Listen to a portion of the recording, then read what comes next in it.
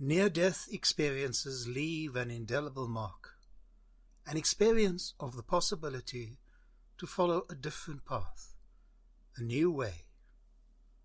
Such encounters create new and exciting joy of life that changes everything for that person.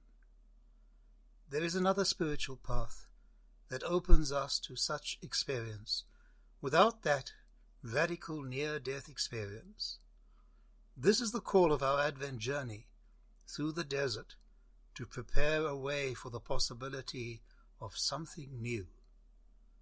This is a journey to rid ourselves of that contagion that lies within, deep within our ancestry, the great lie and the basis of our fear. They will not be enough. I am not enough. Out of this grows our compulsion to gather, to hoard, clinging to our possessions, our accomplishments, our burdens, and our pain, and even to people. This need translates into our way we see the world. This is correct thinking. This is the world, and this is what it means to be human, to be authentic, and to be orthodox. We associate ourselves so strongly with our ideas of what is right, what is proper, that should be, and what should not be, that we instinctively label any differences to our way of thinking as heretical, as evil, as disordered thinking, to be denied, to be suppressed. This is me, with all the ideas intrinsic to my being. So I lash out at the other, idiot, renegade, and so much more, corrosive thoughts and language. Yet viewing ourselves across time, something unsettling reveals itself. As a young child, we thought in a certain way, that we judged to be inherent to our being. Time moved on, and we viewed ourselves as students with new thoughts and new ideas, changing from our childhood, but still this new way of thinking inherent to my being, intrinsic to my personhood. Marriages, birthings, and deaths, as time progressed, with all those new relationships, all those new attachments. Yet still we thought of ourselves, of this unchanging being attached to all those feelings, emotions, and judgments. I think, therefore I am. The whole is in the bucket.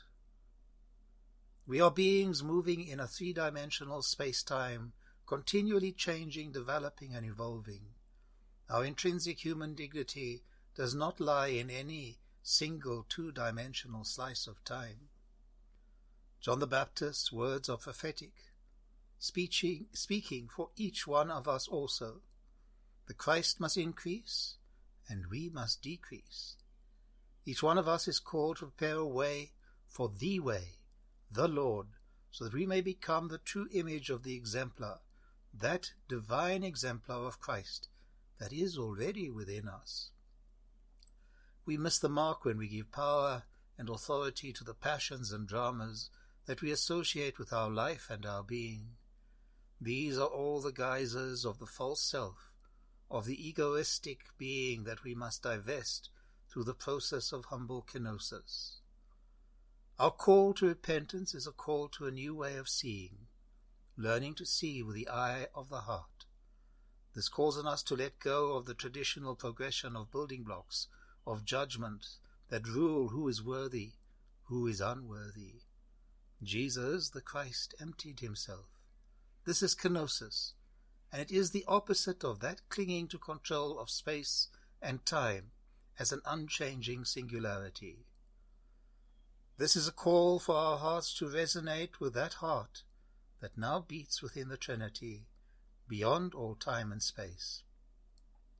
It is only from a broken heart that we can expand and increase our capacity for compassion and love, to see as God sees, and to look upon creation as good. In this new reality of vulnerability, we come to the possibility of overcoming those passions, illusions, addictions, and compulsions that so often enslave us and are the cause of our being stuck in our circle of suffering. In direct opposition to the clinging of our nature, we are called to let go of all those controlling scripts that are not true to our hearts. There are a great many numbing behaviors that we use as armor against vulnerability. Yes, there is cocaine, and there is alcohol, but our greatest addiction to the most universal numbing of all strategy is busyness. We are a culture of people who have brought into the idea that if we stay busy enough, the truth of our lives will not catch up with us. It was the philosopher Pascal Blaise who suggested that humans are driven by this need for diversion. A life that is always time-pressed might seem a recipe for unhappiness, but the opposite is true. Human beings are much more miserable when they have nothing to do and plenty of time in which to do it. When we are inactive or slow down the pace in which we live, we cannot help thinking of the features of our lives we prefer to forget. Above all, the fact that we are going to die. By being always on the move and never leaving ourselves without these distractions, we can avoid such disturbing thoughts. But this busyness comes at a very high cost. The real cost of busyness is missing out on happiness and health, missing out on life itself. Busyness is a disease that must be treated. It is not a badge of honor or the sign of an important person. Take time for your desert journey. Take time to become quiet, to resonate with God's creation. Over the past many months, most of us have faced financial difficulty. We have faced the constant danger of contamination and disease. Perhaps this year has been a time of suffering or relationship disasters. Perhaps we have had to stare death in the eyes. How has God carried me through all these things? Let us remember the words of Joseph in the Old Testament. You planned evil against me. God planned it for good. God is our Creator, God is with us, and God is within us.